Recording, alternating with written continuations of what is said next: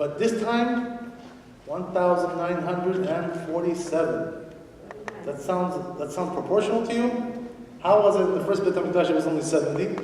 And now we have 1,947 years. It's crazy. Makes no sense. What is causing this long, outstretched galut of this amount of time? So the Chazal tells us it's only one sin. It's not three, it's only one. So you would think if it's only one sin, it should be much easier to solve the problem. But no. Look at this, almost 2,000 years, and we haven't been able to do tshuva on one sin only. It's unbelievable. They say, right, that the Jewish people are the smartest people in the world. They're creative, they're intuitive, they know how to solve problems.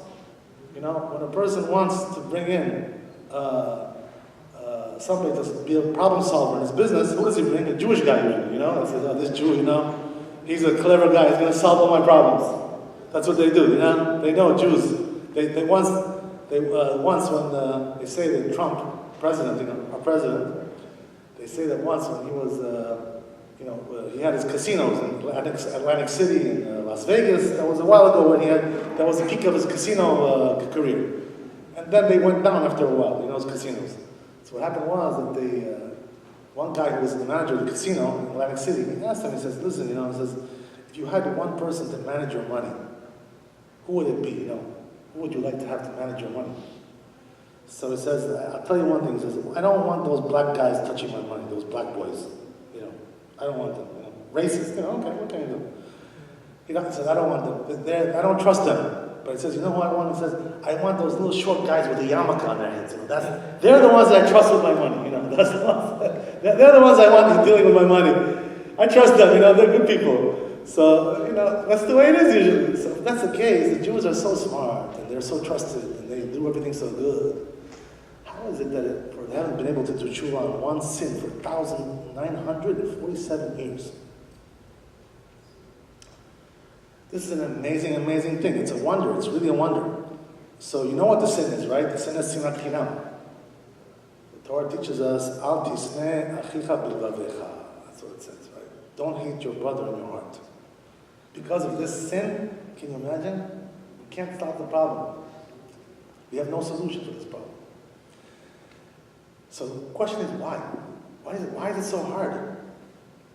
I'll try to give you a little bit of an answer. Because the Chazal say that sinat chinam is so severe.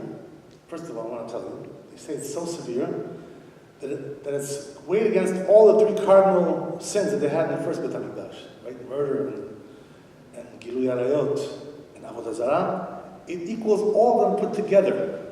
That's how severe the sin of sinat chinam is. It's unbelievable. One sin equals three. Not only that, it's also unbelievable that this sin has no maaseh. Lav she'en bo maaseh.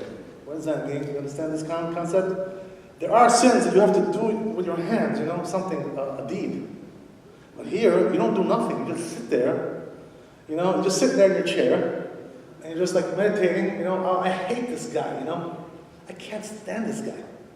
All you have to do is sit there and meditate, and you get the biggest sin out of all. Do nothing with your hands. You don't have to do anything. So it's a sin that has no deed, but very, very, very severe. Very, very severe.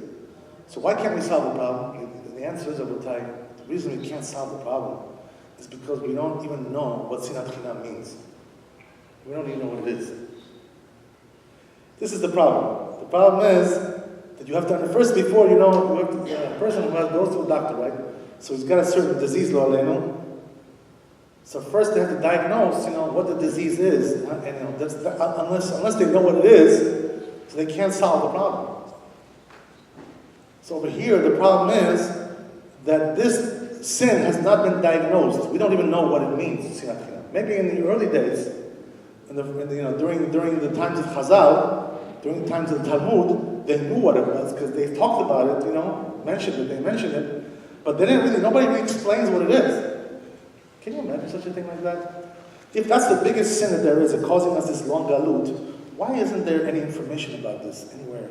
You don't find in the Talmud, how many tractates do you have in Talmud? You have 60, right? 60 masechtot you have. There isn't one masechet which is called Masechet Sinat Chinam. They don't have that. If you look in the Rambam, you won't find the laws of Sinat Chinam over there. It doesn't tell you how to beware, how to solve the problem, how to do tshuva on this sin. It doesn't tell you how to do it. If you look in the Shulchan Aruch, you won't find it there either. So, if they say that it's such a big sin, why don't they tell us how to, what it is, how it's done, and how to solve the problem? They should teach us that. Why didn't the Chazal tell us about this, how to solve the problem? It's a very, very strange thing. If you're telling me that it's the worst thing in the world, come on, you're not going to give me the cure? You got to give me the cure also. You're telling me that we have a disease, but you're not telling me what's the nature of the disease. You're not telling me what's the cure. So, Rabbi, we have to understand, therefore, in order to solve the problem, in order to go back to our land and our Shekhinah and our Bet HaMikdash, we have to solve this problem. Because if we don't, we're not going nowhere. Hate to tell you, but we're not going to move nowhere. So, first of all, we have to understand, what does this mean, Sinat Chinam? Why don't you just say Sin'ah, that's the problem, hatred. Hatred is the problem. Why do you have to put that name on it, Chinam, which in Hebrew, it means for free, it's like you hate somebody for free, no charge. I hate you, no charge, I don't charge you for that. What is that? Sinat Chinam. Just say, don't hate your brother, like it says in the Torah, don't hate your brother in your heart. Why do you add that word, Sinat Chinam, for free? The truth is that this word, Chinam, in this phrase, is very hard to translate even, because, they say in the books, if you look over here in the translations, they say, right? Senseless hatred, they say. Senseless. What does it mean, senseless? Is that really what it means? Not exactly. There's really no translation for this. But the truth is, the real translation for this Sinat Chinam is when you hate somebody for no reason. That's what it simply means. Now, I ask you a question. Do you know anybody who hates people for no reason? I never heard such a thing in my life. Usually, they hate people because they have a very good reason, usually. They say, the guy didn't treat me with respect, he insulted me, he stole from me, he cheated me, he stole my property, he stole my wife, he stole my children. I don't know, God knows what. But for hating somebody for no reason? Did you ever do such a thing like that? Does that make any sense to you? And this is the problem, when you don't even understand what your problem is, how can you solve the problem? You don't even know what it means. Nobody hates anybody for free, for no reason. No such a thing like that. So Rabotai, we have to understand what Sinat Chinam means. Otherwise, we can't solve the problem. We have to start dying. We have to first understand what's a disease. So Rabotai, the truth is that we've seen the Talmud. There's a Gemara in Masechet Pesachim, Tractate Pesachim, page 113 over there. There's a machloket between two rabbis. There's a dispute. One rabbi says, right, there's Rav Nachman Bar Yitzchak and Rav. One says, a person who's a rasha, who's a sinner, you're allowed to hate him, It's mutar, it's allowed to hate him. He's a sinner. The other one says, no, not that you're allowed to hate him. It's a mitzvah to hate him. Meaning, if you do it, it's like you're doing a mitzvah. So now we're beginning to understand that it's not always asur to hate somebody. Sometimes it's a mitzvah to hate somebody. If he's a rasha, it's a mitzvah to hate him. Am I shocking you when I'm telling you this? Maybe you didn't know about this stuff. Nobody told you. So if that's the case, then when is it not allowed to hate somebody? If he's a rasha, it's a mitzvah to hate him. So then when is it not allowed? It's not allowed when you hate him for personal reasons, I'll tell you what's a personal reason. You don't like the guy the way he looks, sometimes, something with his ears are too big, like Obama, or nose or whatever it is, something bothers you there, his voice maybe is a little strange, he talks with a strange accent, or he says strange things, he's a little bit tweezy, wheezy, he's got a little bit dizzy in the head. He says some strange things. He's not exactly the most likable, normal guy that you can ever meet. He's a little strange, The dress is a little bit strange also. Everybody wears like normal colors. This guy wears like very shiny stuff, like bright colors. Too bright, too flashy, too awkward. All kinds of strange things like this. People hate people for that, for these reasons. He doesn't like his opinions. He said, listen, I like Mercedes better than BMW, So I said, you're crazy, You're nuts. But how can you say such a thing like that? You must be a crazy guy. So, he hates him because of this, because he doesn't like his opinions, I like Trump, I don't like Clinton, Come on, you crazy? Why do you care who he likes? What difference does it make? Does this have anything to do with the Torah or anything like that? Not really. It could have something to do with it. Sometimes it does, but these things are personal issues, Sometimes a person has a certain political orientation. He's liberal, let's say, a little bit more conservative, or he has a certain taste, a certain way of dealing with people, certain this, that. All these things have nothing to do with being a sinner or breaking the Torah. So if a person hates his friend, his fellow, because of these reasons, he's going over on the sin of Sinat Chinam.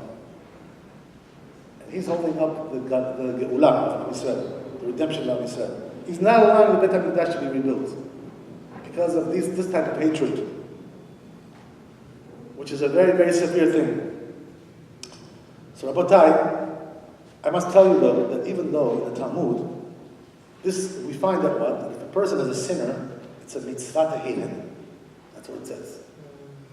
Now, the question is, we have a dispute right in the Talmud. One says it's allowed to hate him, and the other one says it's a mitzvah to hate him.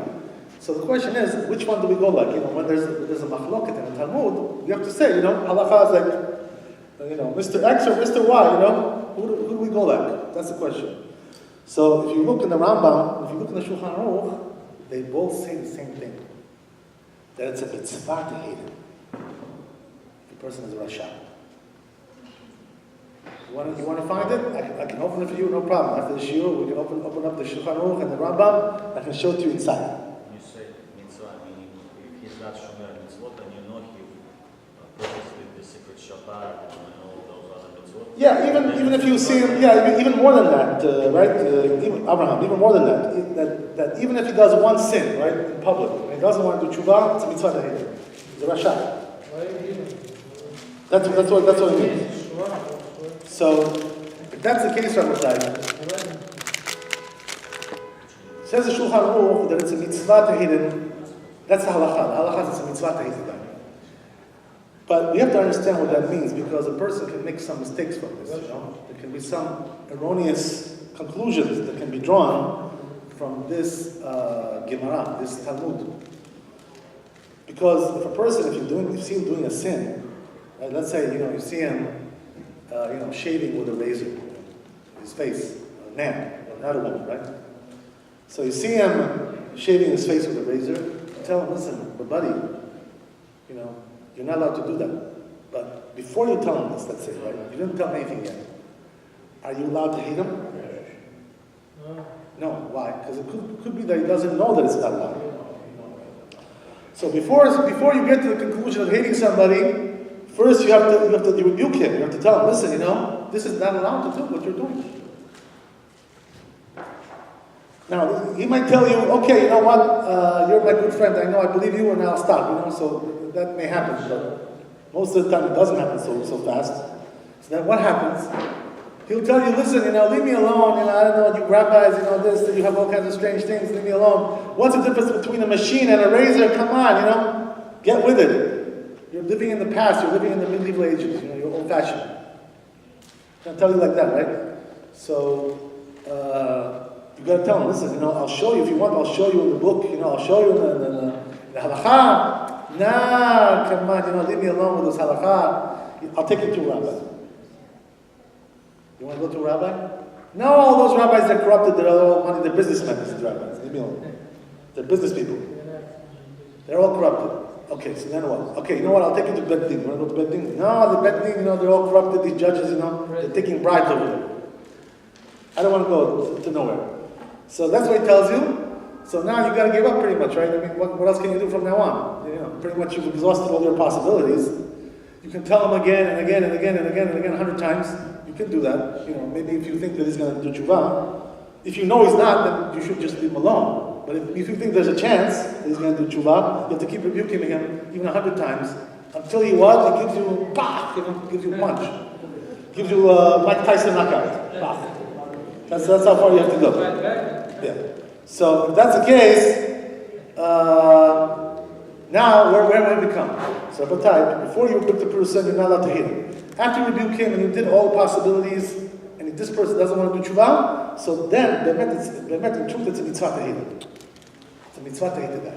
Because he doesn't want to do tshuva. It's nothing personal. It's not between me and you, it's between you and God. You have a problem with God. God tells me that when you do this kind of a sin, I have to hate you.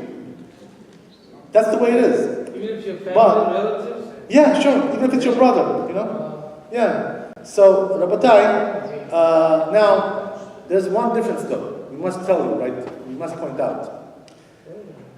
Even though what we just all that which we said is all true, but there's also the other side of the coin here, which we have to take also into account. What does that mean? Right? That it tells us in Pirkei Avot that we have to judge our brethren favorably, our brother Jews. We have to judge them favorably. Right? So that means that if you see him doing something which is a little bit suspicious, we're not sure if it's good or no good, could be interpreted in two different ways, so we should try to judge him favorably. So now, the question is, how does that apply to our case? Does it apply at all? Because we tried everything with this guy, right? We rebuked him, took him to the rabbi, took him to the books, this, that, nothing worked. So the answer is, there is also a different element, different factor that we have in our generation, which is that what? That a lot of the people that we have in our generation, maybe most of the Jews, are tinok shenishba. What does that mean, tinok shenishba? It means that they grew up in families that are not religious, and they're not only do they not practice religion, but they are also hostile to religion. Some of these families, right? You know how it is. They have all kinds of opinions against rabbis, against the Torah, against the laws of the Torah, all these things, right? They're hostile even, and they even speak hostilely against religion and the rabbis, some of these families. You know how it is? And they send their children to public school. By the way, I want to tell you how severe it is to send a child to public school. It says in the Gemara, Masechet Pesachim, that a person who sends a child to public school, he's in Nidui. You know what that means? He's excommunicated from the Jewish people. It's a very, very big sin. A person has to be very, very careful about that.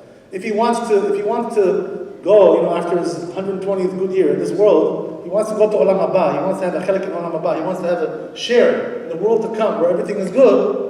He better make sure that he didn't send his children to public school, because otherwise he's going to have a big problem when he gets there. He's going to say, listen, you did such a big sin.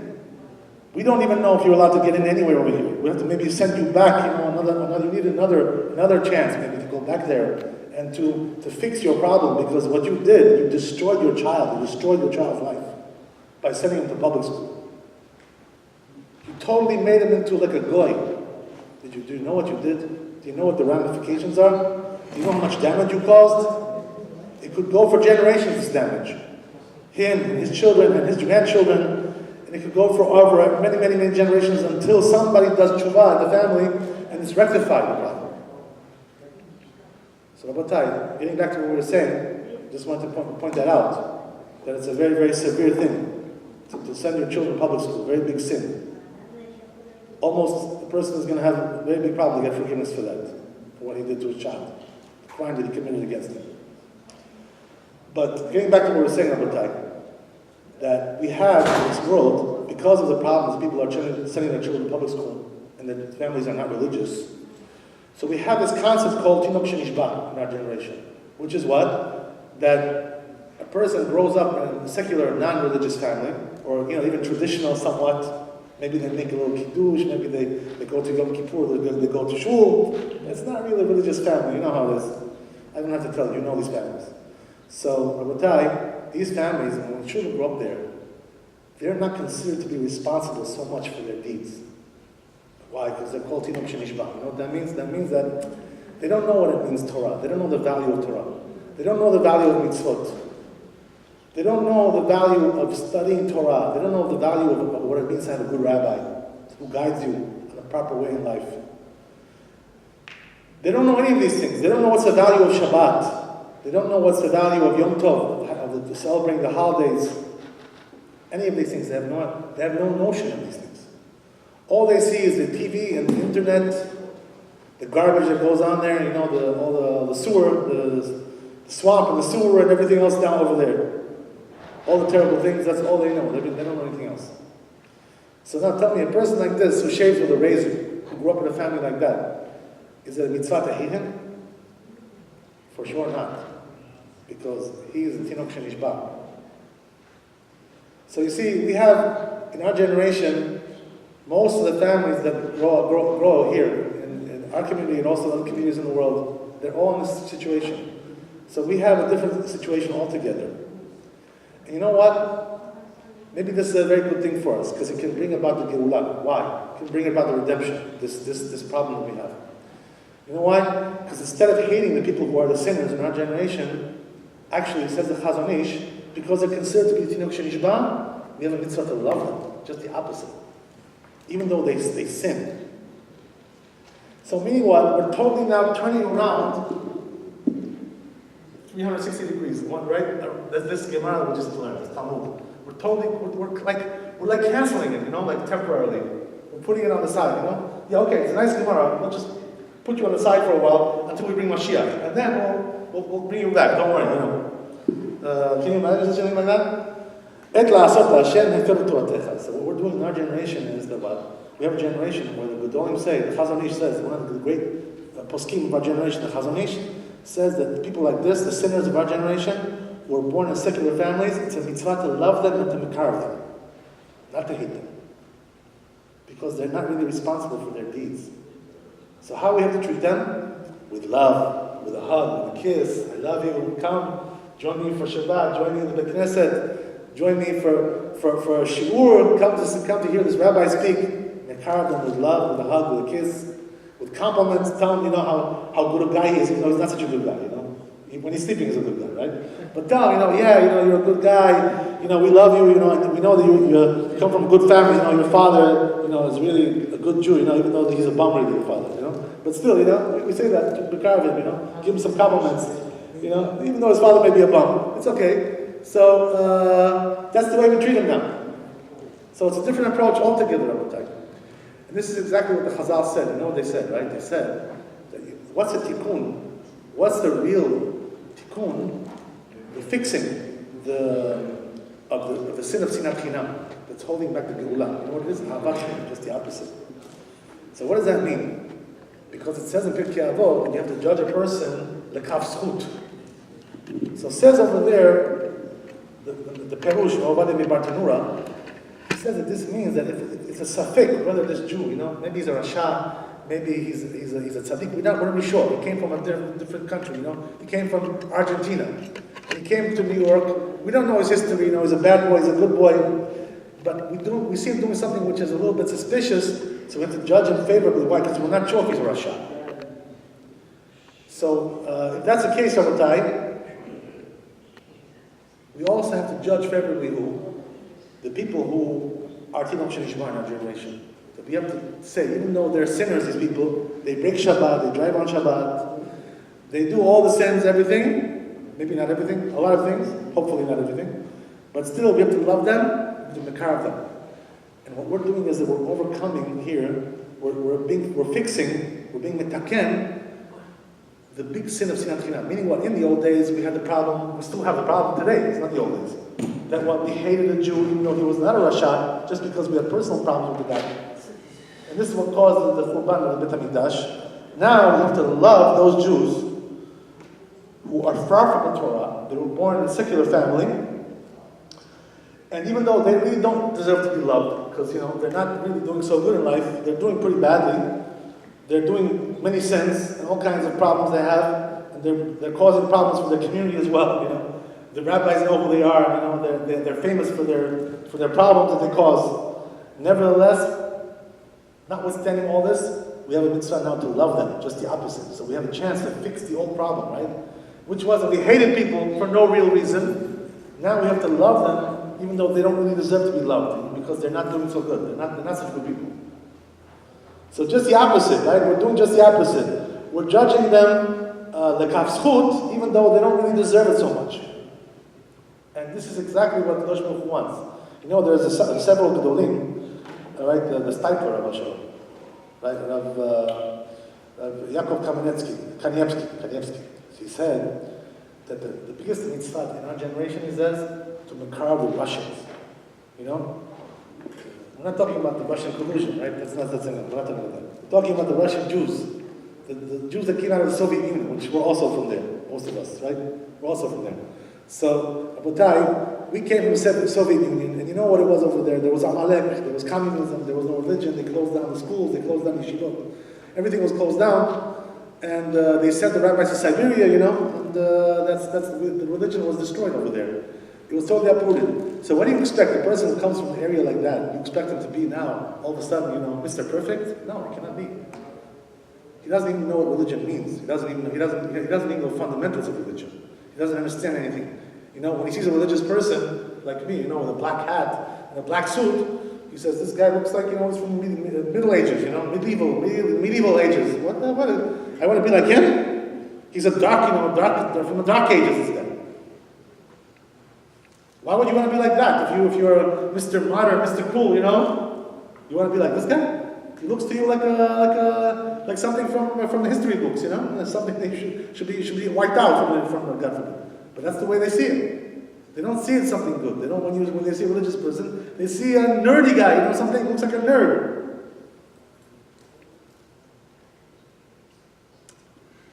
So Rabotai, that's our mitzvah. Our mitzvah is to love those people, to makar them. And by doing that, we can really bring the Geulah. Because we're taking somebody who's totally lost, and we're saying, listen, you don't really have much zchut, you don't really have much mitzvot, you don't really have much, many good things, many good qualities. You're you're in pretty bad shape, but there's one thing I love you for. You know what that is? Because you're my brother, you're the son of Abraham, Yitzchak, and Yaakov. That's good enough for me. Just because you're my brother. We come from the same family. We come from the same family tree. And because you come from Abraham, Yitzchak, and Yaakov, you have a good soul inside of you. You must have something good in there, inside there, hidden in there, right? You're like an unpolished diamond, rough diamond, right? So we got to polish you up and fix you up. Send you to yeshiva, give you some shiurim, let you talk to some rabbis, do all the good things for you, buy you some tefillin, buy you a siddur, everything. We got to set you up, for life. Set you up for life. Spend money on that. Don't be cheap. Go for it. Spend all your money for that. It says the Stipler that's the biggest mitzvah that we can do today. And for sure, this is the mitzvah which is going to be the Geulah of the time. There's no question about it. To makar of the Russians, We're the Russians. We're talking about ourselves, So we gotta make sure that the people in our community, at least, that are here in Eagle Park and Forest Hills, we makar of them. We have to care about our neighbors, We have lots of neighbors. We have this guy, this Bukharian guy over here, this Persian guy over here, this Georgian guy over here, and we have all these people over here, and many of them are not religious, most of them. So we got to makar them. We got to say, listen, come over for Shabbat, bring your family, You want to feel a little bit what it means, I'll show you, It's very nice. We'll have a good time, We'll drink some whiskey, We'll have a good time. We'll make some jokes. We'll laugh a little bit. We'll say some divrei Torah. My rabbi, Shalom, Rabbi said, the great rabbi, he used to tell us this, He used to tell us, listen, don't think that when you live in a certain place, you live in a certain neighborhood or a certain building or whatever, don't think that those neighbors you have is just a coincidence, You have to makar those people.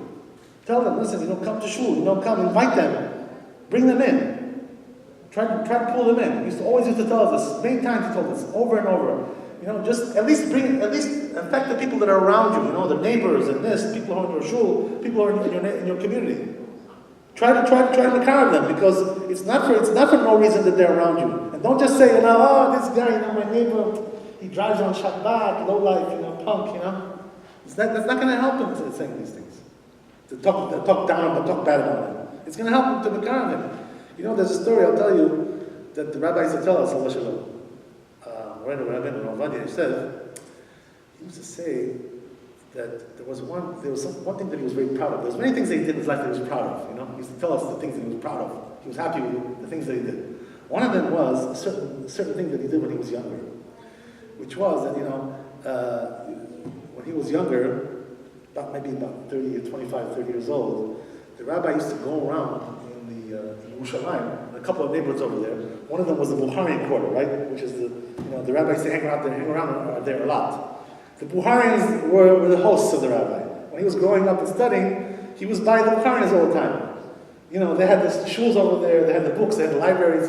So when he needed a library, he used to tell us to Borochov, right, which is one of the shuls over there. They had a nice library there. He used to go to Borochov and study there and sit there, lock himself up, and sit there and learn all day. That's how he became a big rabbi. So he told us one time when he was giving a lecture in the Bukharian neighborhood there, in one of the shuls. So there was one wise guy, you know, some Harley Davidson guy, you know, it's a Jewish guy, but, you know, Mr. Harley Davidson, you know. What was he doing?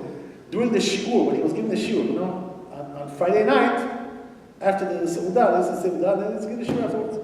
So this guy, he had a, you know, Harley Davidson motorcycle, you know, one of those loud ones, you know, pop, pop, pop, pop, pop, pop, pop, you know, they can make you feel like, you know, you're about to, like, you know, your neighbor is going to explode, right? Like a nuclear bomb, you know, all these things. So he used to rev up his Harley Davidson, you know, and drive, you know, fly by the shiur, you know, so to disrupt. He was disrupting the shiur there, this guy, you know. So he was Mechalel Shabbat in Farfetzia, you know, in the public, and he was driving his motorcycle like this and disrupting the shiur as well, you know. So they told the rabbi, they said, you know, listen, this guy, you know, he's driving us crazy over here. Every time he do the shiur, he's revving up his bike and just flying by over here all the time. So the rabbi said, you know, listen, you know, do me a favor, call this guy, you know, and let me speak with him. So he got a chance to speak with the guy. So, you know, he was a young fellow, a young punky guy, you know, some punk. So he comes and tells him, he says, listen, you're interested maybe, you know, one day, put down your bike, you know, come to the shiur, you know, I'm going to tell you some very interesting stories about, you know, Chazal and, you know, things, very interesting things that happen, all kinds of interesting stories, you know, and you're going to really like them. So he says, come to the shiur, forget about the bike for one time, you know, come over, and, you know, let me tell you some nice stories, you know, Torah stories. So the guy says, okay, you know, he tried it, you know, one time he came, and he says he told him some really juicy stories over there, you know, those nice juicy stories, you know, you can always find them in the Talmud and in the Midrash. So he told him some stories, you know, and started to come more often and more, became a totally religious guy. 100% religious, you know? And then he became Ben Torah too. So you see from there that you should never give up on these kind of people. These Harley Davidson guys, you know, who are driving around with their Lexus on Shabbat, racing, you know, down 63rd Road, Queens Boulevard, you know? These crazy guys. You can't give up on them. You gotta bring them in too. That's our job. That's Avat Chinam. That's what's gonna bring the Geulah. But since we have some time, we have to discuss also what Sinat Chinam is, how did it come about? Because the truth is that if you look in the history, from the beginning of time, Sinat Chinam was always around. I'm talking about from the creation of the world. I'm not talking about from the beginning of the Jewish people even. It said, they say in Chazal, Kasher Kina Shemevi Lidei Sinah. That's what they say Chazal. You know what that means? That jealousy is a very bad trait, because it brings you to hate somebody.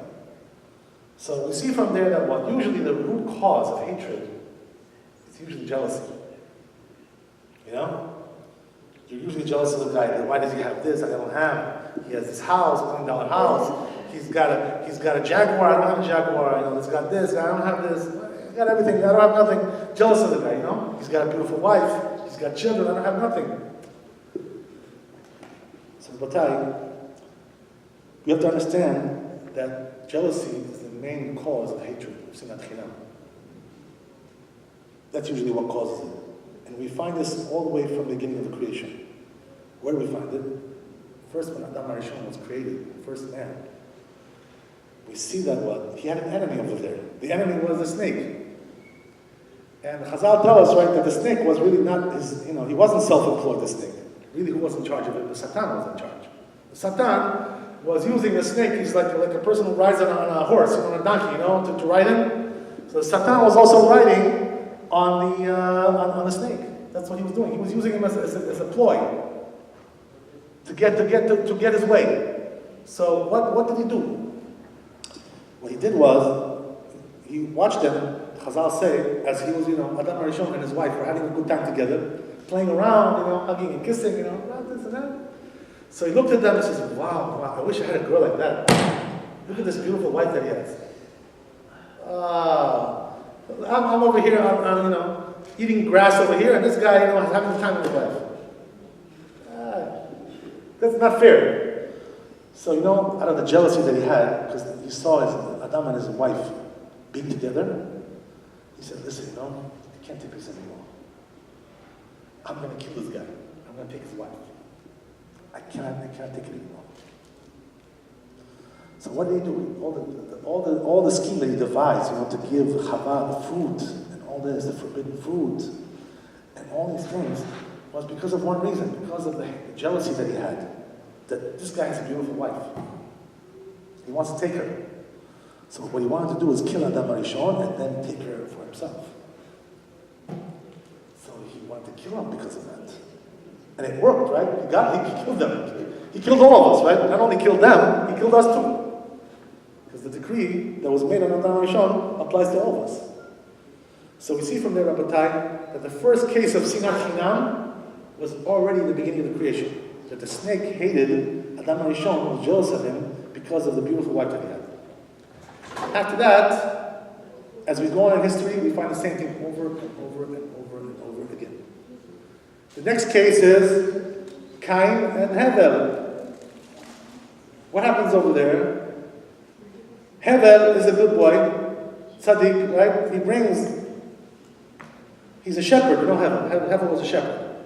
So they say Hevel wanted to thank HaKadosh Baruch Hu for all the good parnassah he was having, right? He was having some good luck, He was doing good, very well with the sheep. So he said, listen, what I'm going to do? Because I want to thank HaKadosh Baruch Hu, I'm going to bring him an offering. Bring a korban.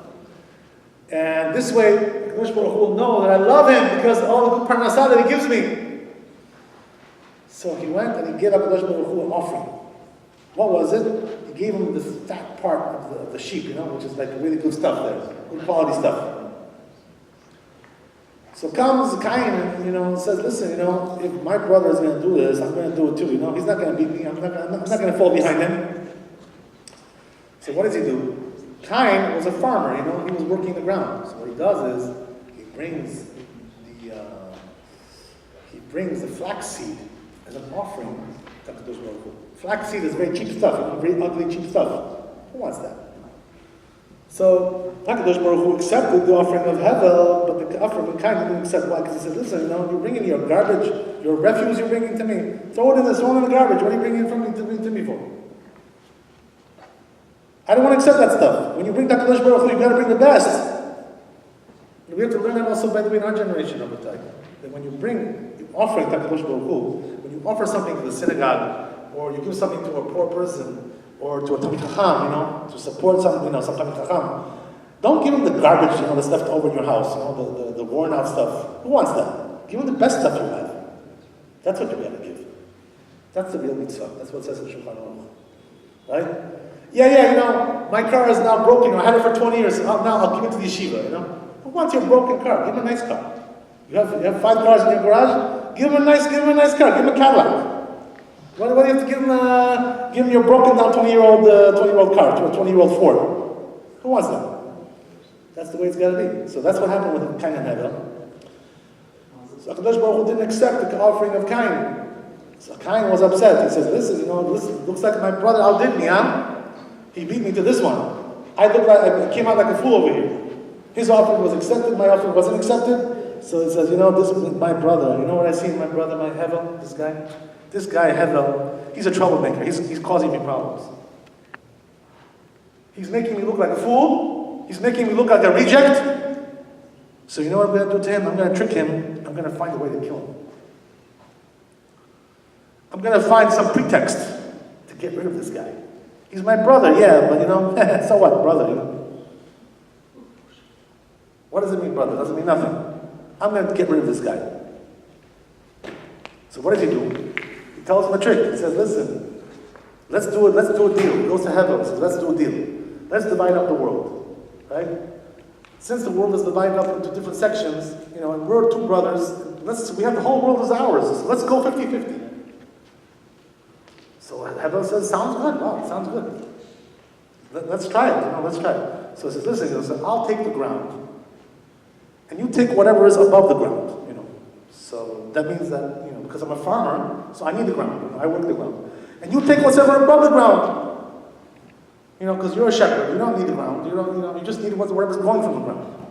So heaven says, okay, sounds good, but this was a dirty trick. What was a dirty trick? The dirty trick was afterwards, right? Once they signed the contract, they said, okay, you get the ground, I get what's above the ground. Now all of a sudden, the next day comes Cain and says, listen, didn't we sign a contract yesterday, my dear brother? Yeah, we signed a contract, you're right. I have it right here. It's on my tablet. I have it right here. Open up your tablet and see what's written. I have the ground. So how are you walking on the ground? If it's my ground, you're not allowed to walk on it. You got to make maybe some bridges, build some ramps, to walk on. But on the ground, you're trespassing. You're trespassing on my ground. So heaven says, listen, that's not what we meant. What? Come on. You know that the contract didn't mean that. It didn't mean that I'm not allowed to walk on the ground. There's no way that I can, what do you want me to do? You want me to fly? You think I'm a bird? You think I'm a pigeon? What do you think I am? So it says, Cain, no, a deal is a deal, my friend. Listen, you gotta keep the deal. If you don't keep the deal, we're gonna have problems, I'm gonna beat you up. So Cain says, no, you ready to keep the deal or not? So everyone says, I can't, I'm sorry. Okay, so it says, Cain, listen, I'm gonna give you a walloping. I'm gonna beat you up good now. He starts beating him up. Bah, bah, bah, bah, bah, bah. So fortunately for Hevel was stronger than Cain. Hevel, they say, was a powerhouse. So in the end, he wrestled him down to the ground. He says, "Listen, my brother Cain, stop it! I'm gonna, I'm stronger than you. I can wipe the floor with you, Cain. Don't mess with me." So Cain pulls a trick, another trick. He says, "Okay, he says, okay, let me go, and we'll be okay. You're right. I forgive you. Let me just go. Let me out of the headlock." So he lets him out, and what does he do? He kills him. Right? He pulls the trick on him. So we see the same thing over here up the top. Because of the jealousy and the hatred, another murder occurred. So Sinat Chinam is something that we started with from the beginning. By the way, if you want to know the depths a little bit deeper, what this means, it means, Rabbi, that we said that the Satan was the one who was in charge of the snake, right? And the snake was the first one who had the jealousy and hatred towards Adam Arishon. You know what we see from there, Rabbi? That if a person has hatred in his heart, has Sinat Chinam, he is like the Satan, because the Satan, that's what he does. He's jealous of people, and he hates people. That's what he does for a living. That's his job. You know why he accuses people? Why does he accuse them? He comes up to Kadosh Baruch Hu and says, listen, this guy did this sin, this guy did this sin. No, come on, punish him. Let me kill him. He says to Kadosh Baruch Hu. So sometimes Kadosh Baruch Hu agrees with him. He has no choice. Yeah, we have to go by the rules. But the question is, Satan, why does he want to kill people? Why does he accuse people like that? The answer is he's jealous of them. That's what we see in two cases. We see that in Abraham Avinu. They say when Abraham Avinu had Yitzchak, the son Yitzchak, his son, he weaned him, right, after he was 2 years old. They weaned him from nursing, and they made a big party. And all the big people were there. All the important people were there. And what happened was, Satan came to Kadosh Baruch Hu and said, listen, Abraham Avinu made a big party, right? He weaned his son Yitzchak. But one thing he forgot to do, which was to bring an offering to you from all this good food that he had over here. Why did he bring anything for you? That's terrible what he did. Look at this. The most beautiful party in the world, right? Then nothing for you. Nothing. He didn't offer anything to you. And this is why they had to do the Akedah, right? That's why they had to offer up Yitzchak on the Mizbeach, because Satan accused them. He he was jealous of them. They had such a big party, such a successful party over there. So he accused them. And we find the same thing with Eov, right? Eov, he was very successful. He was a tzaddik, and he was very wealthy. But what happened was that Eov had everything in the world, everything good in the world. Family, rich, wealth, houses, possessions, everything. Success, political success, he was a leader. But what happened was that Eov, Satan caught him like that, He said, listen, comes to Kadosh Baruch Hu, says, listen, Kadosh Baruch Hu says that Satan, you see anybody who's a tzaddik like my servant Eov? See anybody like that? Who's so successful, such a tzaddik like that? You see, I have some real tzaddikim in this world. He tells Satan. So Satan says, listen, you're right. Eov is a big tzaddik. But listen, you gave him everything good in life, He's got everything. Wealth, family, children, success, good name. He's got everything. But if you cause him to suffer, if you cause him to lose all these things, I bet you, what? He's gonna be the worst person in the world. He's not gonna be a tzaddik anymore. He's gonna rebel against you. He's gonna curse you. That's what he's gonna do. So, Kadosh Baruch Hu hears this, and he says, listen, Satan, you really think so? You really think Eov is gonna do that? He says, yes. If you give him a bad life, he's not gonna be a tzaddik anymore. He's gonna rebel against you. So he says, you know what? Try him out. Take away all his wealth, take away his children. That's what happened, right? His children died, his wealth was lost, and he still didn't rebel. The next year comes Satan again to Kadosh Baruch Hu and tells Eov. So Kadosh Baruch Hu says to Eov, you see my servant Eov? To Satan, I'm sorry, it says Satan. You see my servant Eov? There's no tzaddik like him. You see, it's for nothing that you accused him last year. Because now, he has no possessions, he's not wealthy anymore, and he's still a tzaddik. You see, you were wrong. He lost his children, he lost his wealth, he lost everything. But still he's a tzaddik. So Kadosh Baruch Hu, Satan tells the Kadosh Baruch Hu, says, you're right, listen. When it comes to his wealth, that's external stuff, right? That's external. What about if you go for his body, make him sick with all kinds of diseases and afflictions and pain? If you give him that in his own body, so I bet you then he's really going to rebel against you, 100%. So says HaKadosh Baruch Hu, you know what, Satan, you go try it. Give him some diseases, go, I allow you to give him the worst disease in the world. Give him afflictions that nobody else has. And let's try it out. So we did try it out. But Rabotai, I'm not going to tell you how it continues over there, we're not discussing that right now, but some say he failed the test, some say he didn't fail the test, some say he passed. It's machloket in the Gemara, whether Eov failed or passed the test that he was tested. But nevertheless, Rabotai, getting back to what we were saying, we see that the Satan, his whole work ethic is just a matter of jealousy and hatred, towards people. Accusing them because he's jealous of them. He sees something good, maybe I can find some weak point, some weak spot, he's missed something, he didn't do something good. He tries to accuse people, to find the hole in his, in his wall, something he can penetrate, get into, and accuse him. And Rabotai, the problem is that when we do sinat chinam, when we have jealousy and hatred for our fellow Jews, we're becoming like the Satan, because that's what he does. When you get into this field of work of hatred and jealousy, you are now working for a different boss. You're not working for Kadosh Baruch Hu anymore, you're working for Satan. That's what you're working for. Because that's the same thing that Satan does.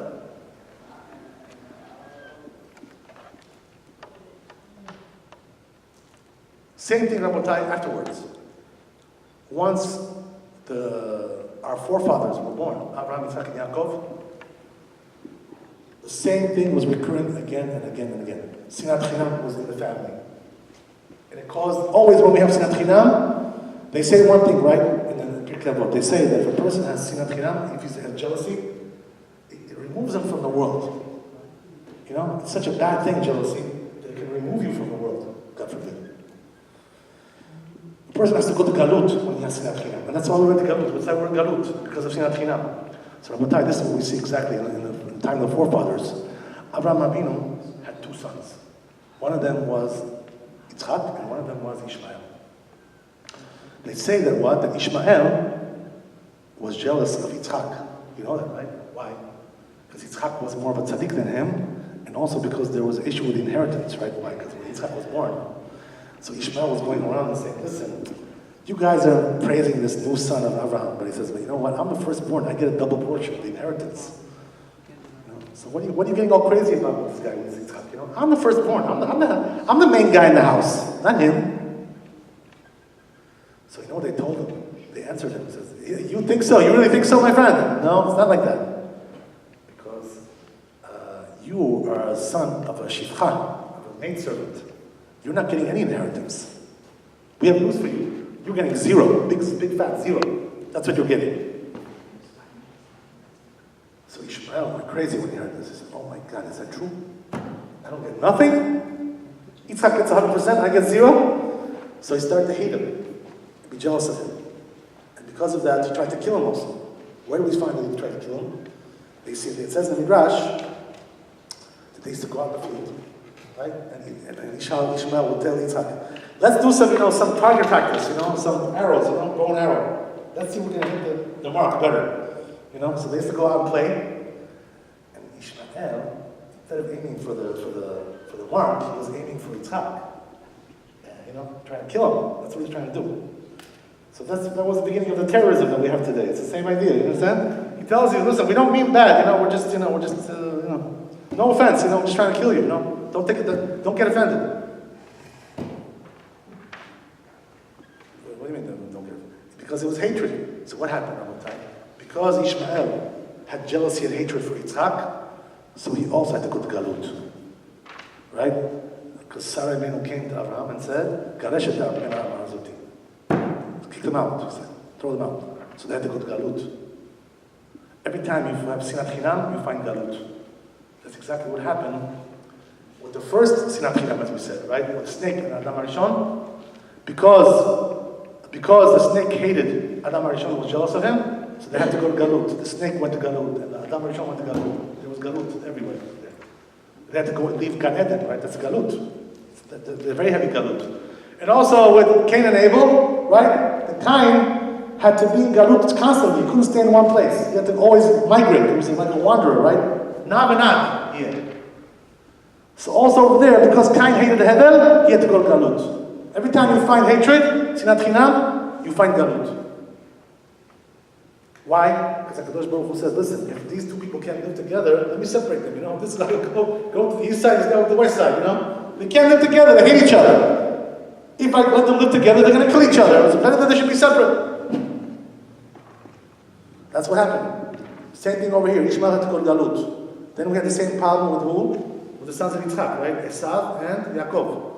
So what happened? Esav was jealous of Yaakov and hated him, right? It says in the Chazal. They say, it's a halacha. Halacha. Esav sonel Yaakov. It's a halacha that Esav hates Yaakov. What does it mean? What does it mean halacha? Very strange to say this halacha, no? It's like a drash. Why do you call it halacha? What's the reason? What is the halacha? What's the nafkamina? When you say halacha, that means that you have to go by that. It's something you go by. Something you have to practically go by that rule. So what's there to go by? Okay, I know he hates me, so what should I do? So Rabbi, the Chazal tell us that you better know that Esav hates you, and this way you better be careful, because you have to know how to defend yourself. Don't have this delusion in your head that Esav loves you, like they tell us today. We love Israel, the Congress over there, these people, with their ties and suits, they come and they say, yeah, we love Israel, the Jewish people, we love the Jewish people, they really love us, they hate us. But you see, Esav is not like Ishmael. Two different things, right? Esav is called Soneh. Ishmael is called Oyev. Those are two different words which describe hatred in Hebrew. Right? So what's the difference between them? The Oyev, Ishmael is Oyev, meaning when he hates you, he tells you in your face that he hates you, right? I hate you! I wish you'd die! Go to hell! That's what he tells you. But Soneh is Esav. What's Soneh? He hates you, but he doesn't tell you in your face. He hides it. He tells you, I love you. Why? Because he knows that when he tells you he loves you, he can get you much easier. You're not ready for his blow. So because of that, he can get you much easier. So Esav, Rabbi, who's Esav today? The Christians, right? Europe, America, this is Esav. They really hate us, but they tell us they love us. Oh yeah, we love you. Yeah, they loved us in the Holocaust. They loved us in the Inquisition. They loved us in the pogroms. They loved us in the massacres that they had in Europe. They loved us all the way through. Yeah, they loved us. That's what it is over time. Esav sonel Yaakov. So you have to understand that that's a rule, something which can never be erased. Until Mashiach comes, they're going to hate us. And don't believe those sweet words you hear, you know? Israel, Israel, Israel. That's all fake, phony. When they get the chance, they'll be the first ones to strike us. Just that they don't have a chance right now, that's all. So Rabbi, get back to what we're saying. Esav hated Yaakov. And because of that, also there was Galut. Yaakov went to Galut. He went to Laban's house. And Esav also had to go to Har Seir. So again, they couldn't live together because of the hatred that was between them. They had to go to Galut. Every time, we find Sinat Hinam, hatred, we find Galut. We find destruction. That's what we find. Same thing with the sons of Yaakov Avinu, right? Yosef HaTzadik and his brothers. What happened? By Snuoto, right? It says in Pasuk, right? The brothers hated Yosef. They were jealous of him. Why jealous of him? His father loved him. His father favored him. So they were jealous of him, and they wanted to kill him, and they almost did, right? As you know. So again, we find the same thing over there. Hatred and jealousy.